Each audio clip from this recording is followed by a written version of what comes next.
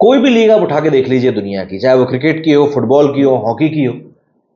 कोई भी लीग देखने में मजा तब आता है जब हर एक टीम अपना 100% दे रही होती है और थोड़ा कॉम्पिटिटिवनेस दिखाती है। उससे होता यह है कि लीग में इंटरेस्ट डेवलप होता है, प्लस पूरी लीग ओपन रहती है। लेकिन अगर हम लोग आईपीएल की बात करें तो साल दर साल कुछ टीमें ऐसी हैं जो कि लगातार धरातल के ऊपर आपको बैठी हुई मिलेंगी।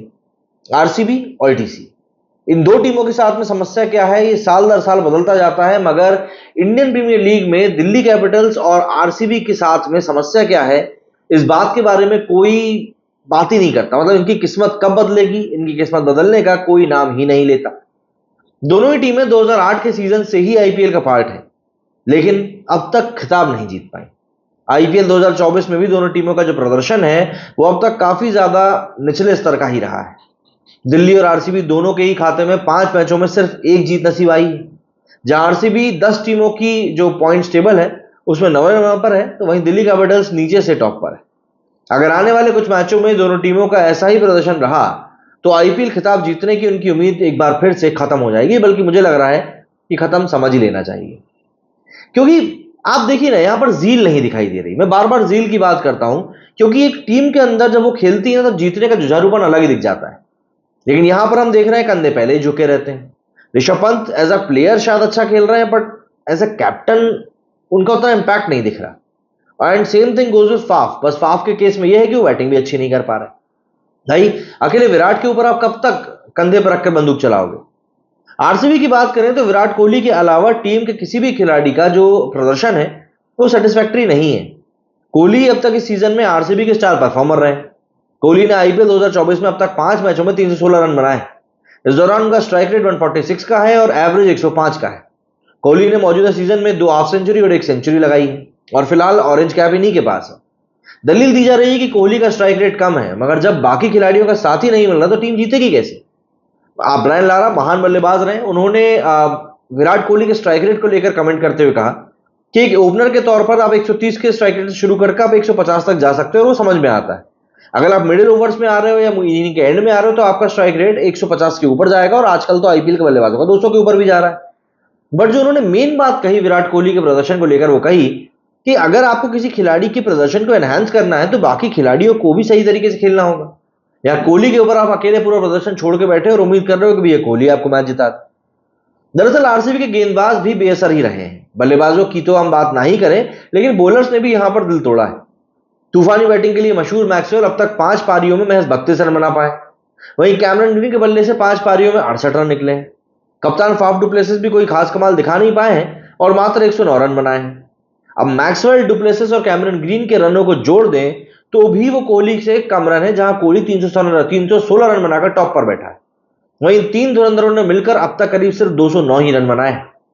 आरसीबी के तेज बॉलर मोहम्मद सिराज और अल्जारी जोसेफ ने काफी ज्यादा टीम के लिए परेशानी का सबब खड़ा कर दिया है। सिराज ने अब तक जैसी गेंदबाजी करी है उसकी किसी ने इमेजिनेशन भी नहीं करी थी। सिराज ने 10.10 की इकोनॉमी रेट से 5 मैचों में 4 विकेट लिए।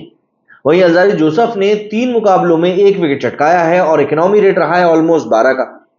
जशदयाल ने जरूर थोड़ा बहुत इंप्रेसिव काम किया है और 8 की इकोनॉमी से अभी तक 5 विकेट लिए हैं। आरसीबी की सबसे कमजोर कड़ी इस समय स्पिन बॉलिंग दिखाई दे रही है। स्पिनर मयंक डागर का प्रदर्शन बेहद ही खराब रहा है। डागर ने 5 मैचों में अभी तक सिर्फ 1 ही विकेट लिया है और इस दौरान इकोनॉमी रेट जो रहा है वो बहुत ज्यादा 10.14 का रहा है। करण शर्मा ने सिर्फ 1 मैच खेला था जिसमें वो बहुत ज्यादा महंगे साबित हुए थे। बॉल बंदा शॉट इतनी फेंक रहा था कि पूछो मत। ग्लेन मैक्सवेल ने जरूर थोड़ा सा कमाल दिखाया और 4 विकेट झटके, लेकिन वो मेनली एक बैट्समैन है, हमको ये बात भूलनी नहीं चाहिए। आप उससे बॉल करवा सकते हो बट अब डिपेंड नहीं हो सकते कि यार नहीं ये 5वां बॉलर हमारा यही। दिल्ली कैपिटल्स के खिलाड़ियों की भी कमोबेश कुछ ऐसी ही कंडीशन है। दिल्ली के जो बॉलर्स हैं वो काफी महंगे साबित हुए। पिछले 2 मैचों में दिल्ली कैपिटल्स के गेंदबाजों ने 234 और 272 रन लौटाए। तेज बॉलर्स एनरिक नोकिया, ईशांत शर्मा और खलील अहमद खासा महंगे रहे। नोकिया तो समझ में नहीं आ रहा है कि पर्पल कैप के लिए खेल रहा है कि ऑरेंज कैप के लिए खेल रहा है। इकोनॉमी नोकिया की 13.43 रही है। इस इकोनॉमी रेट की गेंदबाजी अगर आप कर रहे हो तो आप फिर क्या उम्मीद कर रहे हो भैया। मुंबई इंडियंस के खिलाफ मैच में नॉर्किया ने पारी के आखिरी ओवर में 32 रन खाए थे। इस मैच में रोमारियो शेफर्ड ने नॉर्किया का भूत बना दिया था, 4 छक्के और 2 चौके मारकर। नॉर्किया ने जरूर 6 विकेट लिए हैं, लेकिन अगर आप इतने रन लुटा रहे हो तो विकेट लेने से भी क्या ही फायदा।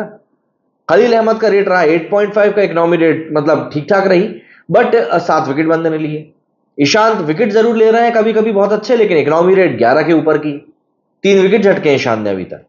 स्पिन बॉलर्स की बात करें तो अक्षर पटेल, कुलदीप यादव की इकोनॉमी रेट जरूर 8 से कम रही है, हालांकि कुलदीप इंजरी के चलते पिछले 3 मैच खेल ही नहीं पाए। कुल मिलाकर कहा जा सकता है कि दिल्ली कैपिटल्स का भारी भरकम थिंक टैंक बॉलर से असरदार काम नहीं करवा पा रहा है। दिल्ली कैपिटल्स के हेड कोच रिकी पॉन्टिंग है, वहीं डायरेक्टर सौरव गांगुली है, और ये दोनों ही दिग्गज किसी पहचान के मोहताज नहीं है, ये बात सही है।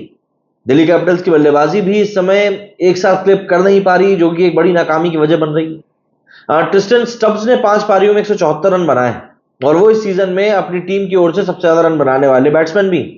वहीं ओपनर डेविड वार्नर ने 158 और खुद ऋषभ पंत ने 153 रन बनाए।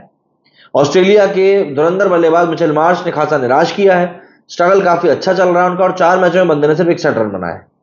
अब जब आपकी टीम के सारे खिलाड़ी सही तरीके से परफॉर्म नहीं करेंगे, तो जाहिर सी बात है आपकी टीम के ऊपर एक अननेसेसरी का प्रेशर आएगा ही, और यही अननेसेसरी का प्रेशर कहीं ना कहीं अभी आरसीबी और दिल्ली दोनों को ही खाया जा रहा है। क्या कहना है आप लोगों का इस समय इस पूरे टॉपिक को लेकर, कमेंट करके जरूर बताइएगा। मेरे वीडियो फिलहाल इतना ही। जय हिंद, जय भारत।